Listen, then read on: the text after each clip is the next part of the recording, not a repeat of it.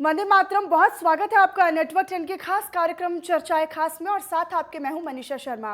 और आज हमारे इस खास कार्यक्रम चर्चाएं खास में यूपी के सीएम सुशासन के लिए एक साल हर जिले तक का दौरा करेंगे। इसी पर आज हम चर्चा भी करेंगे। हमारे साथ मेहमान भी जुड़ेंगे हमारे साथ। सीएम योगी आदित्यनाथ ने अपने इस मिशन की शुरुआत अयोध्या, झांसी, ललितपुर आदि जिलों का दौरा करके कर दी है, और उनकी इस मुहिम में, उनके इस मिशन में दोनों सीएम उनके साथ रहेंगे, यानी दोनों उप मुख्यमंत्री भी उनका साथ इसमें देंगे। सुशासन के लिए कितनी प्रतिबद्ध है राज्य की सरकार, इस तरह के फील्ड दौरों के नतीजे किस तरीके के हो सकते हैं और इसका कितना फायदा आने वाले वक्त में बीजेपी को होगा, इसी पर आज की चर्चा हमारी रहेगी और खास मेहमान हमारे साथ जुड़ेंगे और इसी पर हम आगे की पूरी चर्चा रखेंगे। पूरे आधे घंटे के लिए हमारे साथ हमारे खास पैनल हमारे साथ जुड़ चुका है। एक एक कर सभी मेहमानों का तारुफ आपसे करवा देती हूं। सबसे पहले नीलेश मिश्रा जी, प्रवक्ता हैं बीजेपी के, हमारे साथ जुड़ चुके हैं। प्रमोद गोस्वामी जी, राजनीतिक विश्लेषक हैं, वो भी हमारे साथ जुड़ चुके हैं। आप दोनों का बहुत स्वागत है नेटवर्क 10 पर खास चर्चा में शामिल होने के लिए। मेजर आशीष चतुर्वेदी जी हैं, समाजवादी पार्टी के प्रवक्ता हैं, वो भी हमारे साथ इस चर्चा में शामिल होने के लिए जुड़ चुके हैं। आप सभी का बहुत स्वागत है सबसे पहले तो नेटवर्क 10 पर इस चर्चा में अपना वक्त हमें देने के लिए।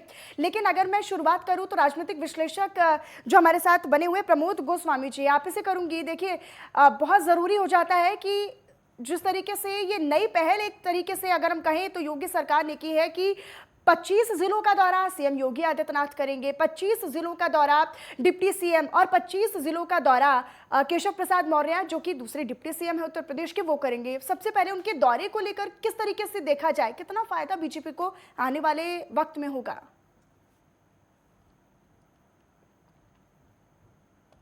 आदित्यनाथ पार्ट 2 की जो गवर्नमेंट है वो फ्रॉम वन डे, जिस दिन से उसने सत्ता संभाली और खुद ली है, उसके बाद मुख्यमंत्री पूरी तरीके से इस बात पर सक्रिय है, या जो पिछले पार्ट 1 में जो खामियां उनको नजर आई उनको वो पूरी तरीके से दुरुस्त करने का काम कर रहा है। उन्होंने न केवल जिलों का दौरा बल्कि हर मंत्रियों को ये निर्देश दिए हैं कि वो 3 दिन जिलों में ही रह के जन सरोकारों से जुड़ी हुई, अपने विभाग से जुड़ी हुई उन प्रॉब्लम्स को देखें। न केवल उन प्रॉब्लम्स को देखें बल्कि जनता की क्या अपेक्षाएं हैं और जनता को क्या शिकायतें हैं उसको भी रखें। और इतना ही नहीं मनीषा जी, उसके साथ साथ मुख्यमंत्री ने ये भी व्यवस्था सुनिश्चित की, खाली ये निर्देश नहीं दिए हैं कि मंत्री 3 दिन रहें या वहां जिलों का दौरा करें, उसके बाद महीने में एक बार वो उन सारे मंत्रियों से उसकी मॉनिटरिंग करेंगे, उनसे फीडबैक लेंगे, वहां की प्रॉब्लम्स को समझेंगे, उनके निराकरण का पूरा प्रयास करेंगे। मुझे लगता है कि मुख्यमंत्री योगी आदित्यनाथ जी का ये निर्णय, जिस ढंग से अपने सारे मंत्रियों को उन्होंने एक्टिवेट किया है या वो एक्टिवेट रखना चाहते हैं, उससे जो जनता की प्रॉब्लम्स वो कहीं ना कहीं वो दुरुस्त होंगी। एक बात।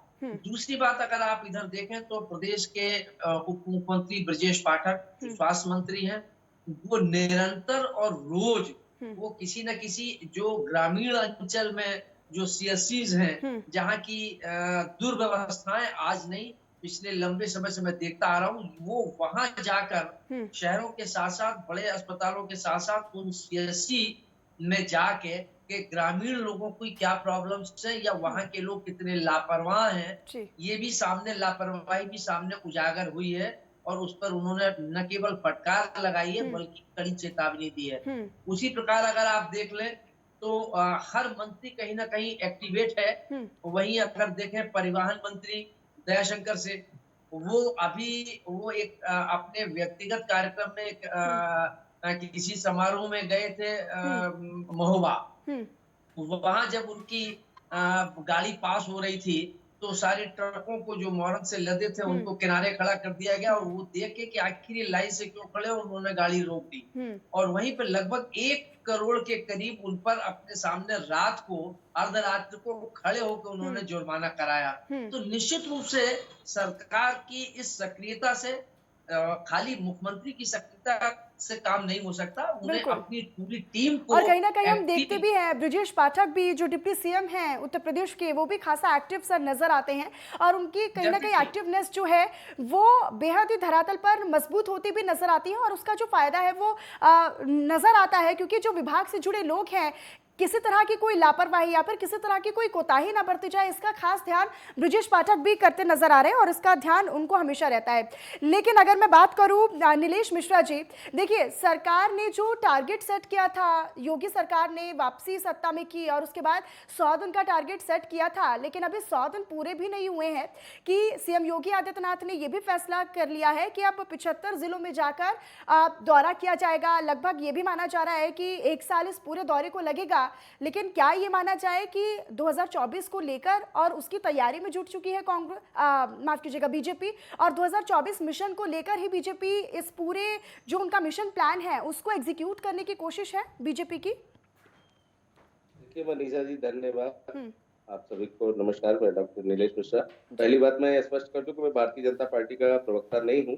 मैं भारतीय जनता पार्टी का वरिष्ठ नेता हूं और पार्टी के पक्ष में हमेशा मतलब मुझे बोला जाता है, मैं पार्टी का पक्ष रखता आया हूं।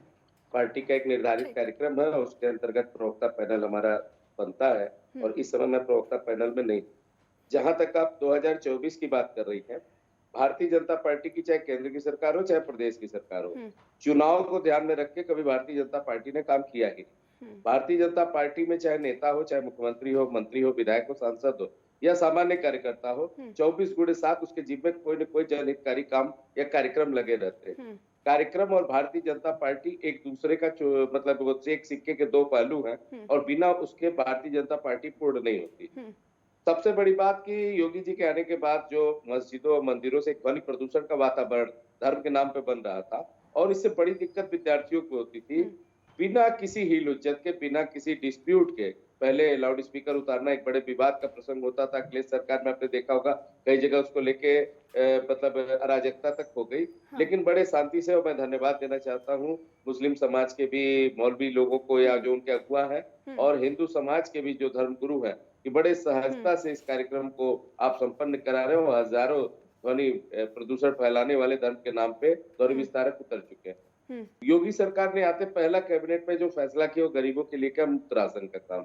उसके अलावा जो उनका अपना आगे का कार्यक्रम है कि लगभग मतलब 100 करोड़ रुपए हम निवेश का लक्ष्य है उत्तर प्रदेश में केंद्र सरकार के प्रति, और भ्रष्टाचार के प्रति जो हमारी मॉडस ऑपरेंडी पहले थी कि तुरंत जो है सोनभद्र के एसपी, गाजियाबाद के एसपी और डीएम औरैया निलंबित किए गए और लगभग 100 करोड़ से अधिक धन, 200 करोड़ के आसपास धन बरामद हुआ भ्रष्टाचारियों द्वारा और 100 से अधिक माफियाओं पे बुलडोजर चला।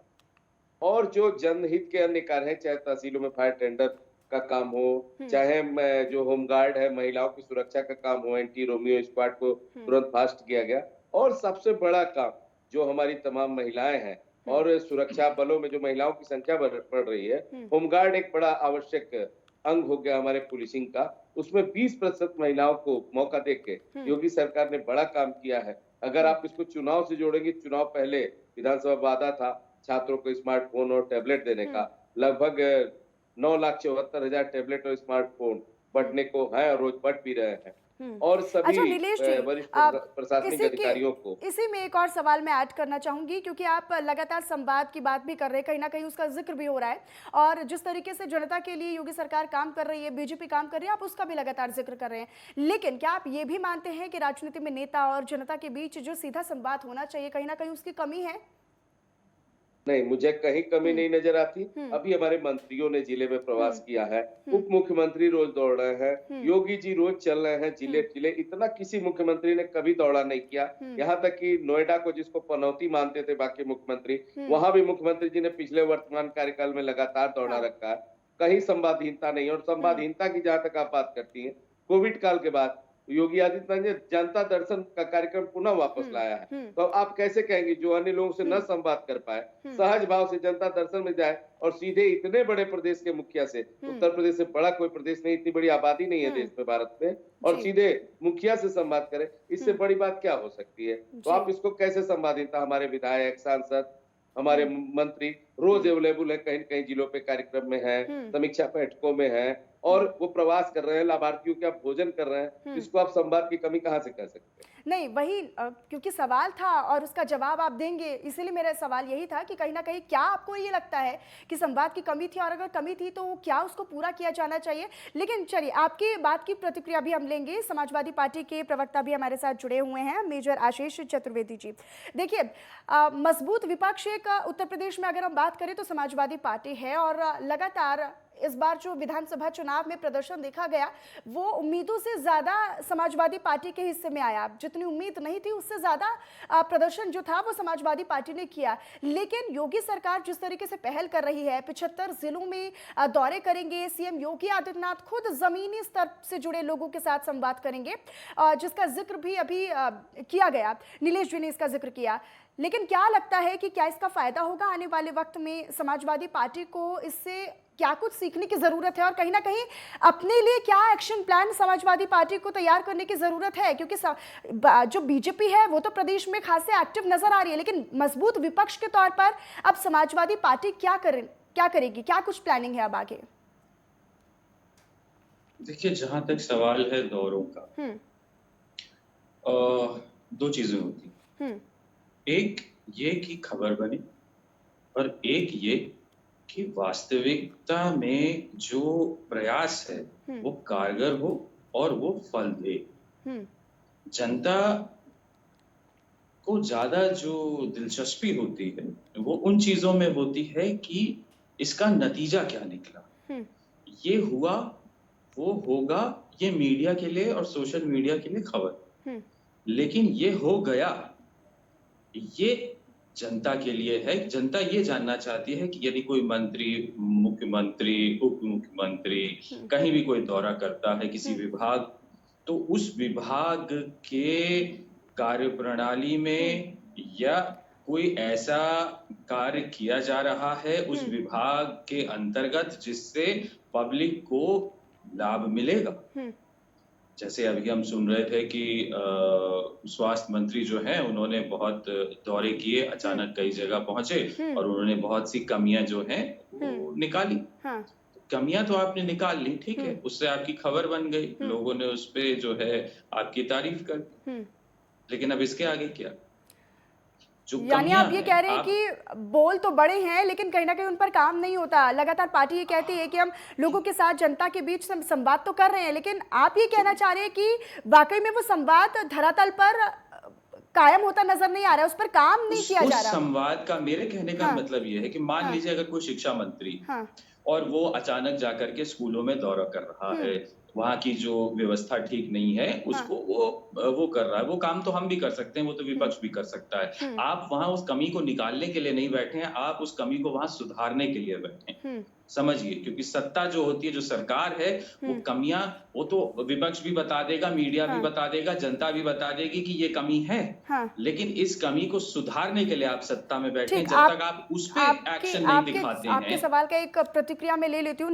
नीलेश मिश्रा जी, देखिए, समाजवादी पार्टी की तरफ से तो ये कहा जा रहा है कि कमियां तो आप निकाल लेते हैं, कमियां तो कोई भी निकाल लेगा, लेकिन उस कमी को पूरा करने के लिए क्या किया जा रहा है?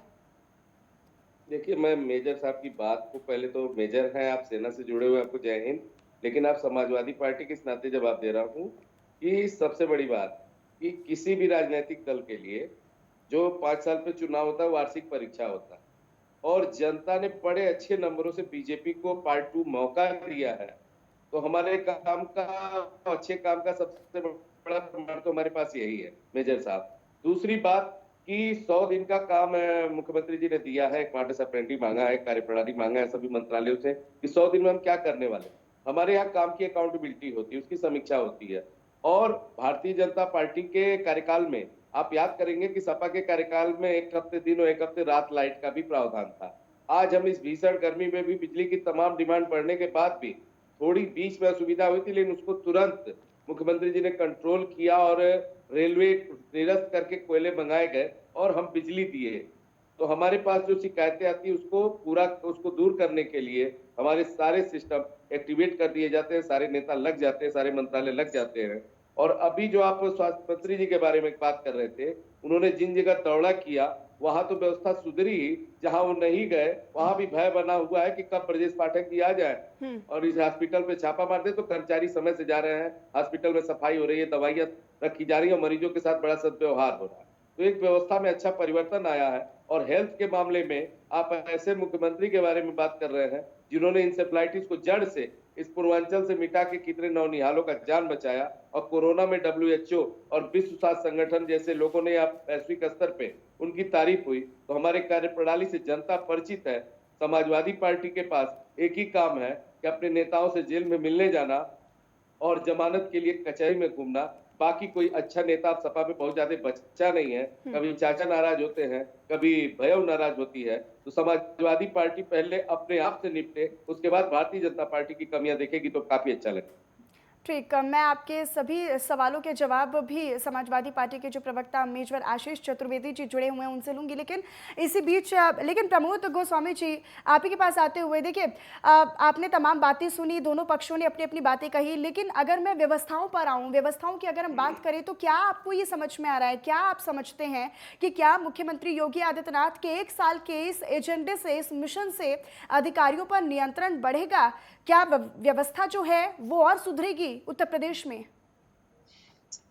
मनीषा जी, किसी भी सरकार, संगठन या परिवार, उसमें जो क्या होता है या उससे जुड़े लोग होते हैं, क्या के इकबाल से सारी चीजें चलती हैं। जिस सरकार का अगर इकबाल ठीक है तो व्यवस्थाएं अपने आप ठीक चलने लगती हैं। जब इकबाल नहीं होता तो नहीं चलती। तो मुझे लगता है कि योगी जी ने एक इकबाल कायम करने के लिए, जहां तक हमारे भी चतुर्वेदी साहब ने एक बात स्वास्थ्य मंत्री को लेकर कही, इसलिए ये बात मैं कहना चाहूंगा कि वहां से चूंकि एक सहयोग है, इसलिए मैंने खाली देख के ये नहीं, मैंने चूंकि मेरी बेटी भी डॉक्टर है और अस्पताल में सीनियर मेडिकल अफसर है, उसका ये प्रतिक्रिया थी। ये मैं व्यक्तिगत बात कह के इसका अंदाज लगा सकता हूँ एक समीक्षक के नाते। तो उसने कहा कि उनके जाने से कई ऐसे अस्पताल थे, CSCs थी कि जहां डॉक्टर्स वहां 6-6 महीने से लापता थे, लेकिन उसमें प्रेजेंट रहते थे। उसने बताया कि ये दौरे करने से जब वहां देखा गया तो उसमें उन लोगों के खिलाफ एक्शन हुआ और की गई। तो वो लोग जो गायब थे या जो लोग रोटेशन से वहां आते थे कि 6 दिन तुम आओ, 6 दिन हम आएंगे, महीने भर तुम रहो, महीने भर हम रहेंगे, तो वहां चिकित्सा सुविधाएं पंग हो गई थी। और उत्तर प्रदेश की चिकित्सा सुविधाओं को लेके पिछले लंबे समय से हमेशा आलोचना होती रही है। तो शायद अब ये एकदम ऐसा तो है नहीं कि हथेली पे सरसों जम जाए, ये एक प्रयास है। विपक्ष की भी ये जिम्मेदारी है, वो बड़ी जिम्मेदारी है कि सरकार की खामियों को उजागर करे, लेकिन वहीं ये भी आवश्यक है कि अगर चीजें सही हैं तो उसकी प्रशंसा भी करे। अभी प्रशंसा तो नहीं की जा सकती क्योंकि अभी कोई बहुत समय नहीं हुआ है, लेकिन उसकी आलोचना भी अभी मैं समझता हूँ कि निरर्थक है। अगर ये एफर्ट्स हो रहे हैं तो ये जनता के लिए हो रहे हैं, उसमें हम भी शामिल हैं, आप भी शामिल हैं, आपके परिवार के और इष्ट मित्र भी शामिल, तो उनको उसका लाभ मिलेगा। तो ये जो दौरे हो रहे हैं, पर्चे नहीं बन रहे थे, धीमी गति से काम हो रहा था, पानी नहीं था, गंदगी थी, इन सारी चीजों को जिस ढंग से स्वास्थ्य मंत्री ने वहां खुद जाके सुदूर अस्पतालों में, जो कभी वहां कोई CMO जाता नहीं क्षेत्र को, फील्ड को समझने के लिए एक बहुत अच्छा और सफल अभियान है। अगर वहां गए हैं मनीषा जी, तो फिर उसका एक इम्पैक्ट तो आएगा ही आएगा, सक्रियता आएगी। लेकिन अब ऐसा नहीं कि एक बार जाने से वहां सारी व्यवस्थाएं चक-चौबंद हो जाएंगी, लेकिन एक एफर्ट्स तो डाले गए ना, उन एफर्ट्स की तारीफ होनी चाहिए। मेरे आशय ये नहीं है कि प्रदेश की स्वास्थ्य व्यवस्थाएं बहुत चाक-चौबंद हो गई हैं, लेकिन जो अस्त-व्यस्त थी, जो दुर्व्यवस्थाएं थी, जो लापरवाहियां थी, उस पर अंकुश लगाने के लिए एक पहल हुई है। और पहल हुई है तो उसके, और अगर इस पहल को जारी रखा जाएगा तो सकारात्मक परिणाम आएंगे, लोगों को उसका लाभ यानी कहीं ना कहीं जो पहल है वो एक अच्छी पहल है। और ये तो मात्र एक कोशिश है, अभी आने वाले दिनों में कितना एग्जीक्यूट होता है, इसका कितना फायदा होगा, खास तौर पर लोगों को वो देखना दिलचस्प और महत्वपूर्ण रहेगा। लेकिन आशीष चतुर्वेदी जी, देखिए, क्या आपको ये नहीं लगता है कि विपक्ष के नेताओं को भी इस तरह राज्य भर का दौरा करना चाहिए, वो भी तब जब अखिलेश यादव बहुत एक्टिव है, कहीं ना कहीं एक मजबूत विपक्ष के तौर तौर पर आप लोगों की जिम्मेदारी बढ़ जाती है और विपक्ष के नेताओं को भी इस तरह का राज्य भर का दौरा करना चाहिए, जिलों भर का दौरा करना चाहिए? कि आपको ये नहीं लगता? नहीं, निश्चित रूप से अखिलेश जी भी दौरे कर ही रहे हैं। जहां जहां अभी आपने देखा कि पुलिस वालों ने जो है क्या क्या गुल खिला रही है उत्तर प्रदेश में पुलिस। कहीं जो रेप पीड़िता जब अपनी बलात्कार की रिपोर्ट लिखाने आई तो पुलिस वालों ने उसी के साथ थाने में बलात्कार किया। अखिलेश जी वहां भी गए और जहां एक मुजरिम को गिरफ्तार करने गई थी पुलिस, और वहीं जब वो मुजरिम नहीं मिलता है तो उसकी दो बहनें हैं, उनके साथ मारपीट करते हैं और एक को इतना मारते हैं कि उसको मार ही दिया और उसको टांग दिया। तो इस तरीके की घटनाएं जहां भी हो रही हैं, जहां ज्यादती हो रही है, अखिलेश जी जा रहे हैं। दूसरी बात, हम कोई आलोचना नहीं कर रहे हैं जो ये पहल की जा रही है। मैंने सिर्फ ये कहा कि पहल केवल मीडिया तक के लिए सीमित है, खबर तक के लिए सीमित है।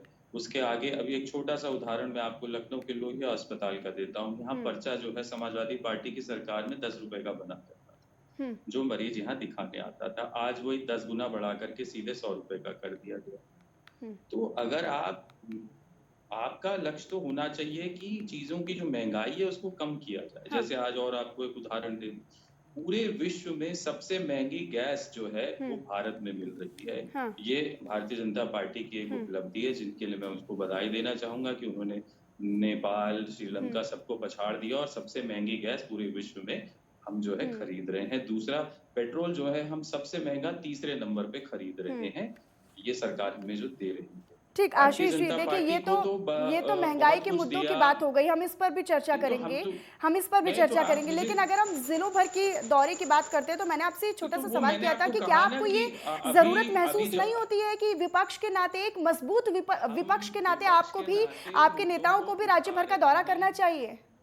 वो मुद्दे उठा रहे हैं, चीजें उठाई जा रही हैं। जैसा मैंने कहा, क्या स्वास्थ्य मंत्री ने कहीं क्या हॉस्पिटल में जो दी जा रही सुविधाएं, जो मनमानी के रेट होते हैं, क्या उनको कम कराया है? नहीं कम कराया है। क्या एजुकेशन मिनिस्टर में जो स्कूलों की मनमानी चल रही है, यहाँ से किताबें खरीदो, लेकिन उनके दौरे का असर तो देखने को मिल रहा है कहीं ना कहीं। जो कमियां थी, जो खामियां थी, कहीं ना कहीं जो अनियमितता थी। आशीष जी, आशीष जी, या तो आप बोल लीजिए, बिल्कुल नहीं, अगर आप ही बोल लीजिए, समाजवादी पार्टी की तरफ से भी आप बोल दीजिए नहीं, कि नहीं योगी जी तो बहुत चमत्कार कर रहे हैं और वो तो भगवान स्वरूप हैं, और आप भी बोल दीजिए और हम भी ताली बजा देते हैं और डिबेट ही खत्म हो जाती है। बिल्कुल नहीं, आपको मैंने तो अगर मौका आपको दिया। यही करना है तो आप ही कर लीजिए, हमको बुलाइए ही मत। नहीं, बिल्कुल नहीं, या तो मैं बोल लूं जब आप मुझसे सवाल करें तो बीच में मत बोलिए। ठीक है, आप अपनी बात पूरी कीजिए, लेकिन मेरे सवाल का जवाब भी दीजिए। मेरा सवाल ये था कि क्या, हाँ बिल्कुल कीजिए। मैं आपके सवाल का ही जवाब दे रहा हूँ कि क्या जो एजुकेशन मिनिस्टर हैं, क्या उन्होंने जो स्कूल जो मनमानी कर रहे हैं, चाहे उनकी सरकार हो चाहे हमारी सरकार हो, मनमानी कर रहे हैं, क्या ऐसी जो विजिट होती हैं कि आप स्कूल गए, आपने देखा कि वहां खाना ठीक नहीं मिल रहा है, ये नहीं मिल रहा है, उतने तो खबर बना दिया आपने, तो उसके बाद आप ये कैसे सुनिश्चित कर रहे हैं कि वो खाना सही मिल रहा है? ये जो प्राइवेट स्कूल्स हैं जो पूरी मनमानी कर रहे हैं पूरे उत्तर प्रदेश के अंदर, आज जो मन चाही फीस ले रहे हैं लोगों से, जो आपके कॉलेजेस हैं वो ले रहे हैं, अब उस पे तो लगाम नहीं लगा रहे ना, वो कहाँ कम कर रहे हैं? आप स्वास्थ्य सेवाओं की बात कर रहे हैं, जो प्राइवेट क्लिनिक्स हैं, हॉस्पिटल्स हैं, लूट रहे हैं बिल्कुल। हमने देखा कोरोना काल में भी, यही मेरे घर के बगल में मेदांता हॉस्पिटल है, लोगों के 10-10 लाख 15 लाख के बिल थे, 15 लाख आप सोचिए। और जो उसको कोरोना होता है उसकी कोई सर्जरी ओपन हार्ट तो होती नहीं है, उसको सिर्फ आप ऑक्सीजन और कुछ चंद दवाइयां और एक इंजेक्शन देते थे, उसके भी 15 लाख। तो इस तरीके की व्यवस्था बनी हुई है उत्तर प्रदेश के अंदर, उस पे जब आप लगाम लगाएंगे तब वो कारगर मानता हूं मैं और ये आने वाला वक्त भी बताएगा आशीष जी कि आखिरकार चलिए मिशन तो है, एक अच्छी पहल और एक अच्छी शुरुआत तो हो गई है, लेकिन आने वाले वक्त में ये देखना बेहद दिलचस्प और महत्वपूर्ण रहेगा कि आखिरकार इसका कितना फायदा धरातल पर नजर आता है, कितना जमीनी स्तर पर लोगों से जुड़े हुए ये जो तमाम जो पहल की जा रही है उनका फायदा वाकई में लोगों पर कितना पहुंचता हुआ नजर आता है।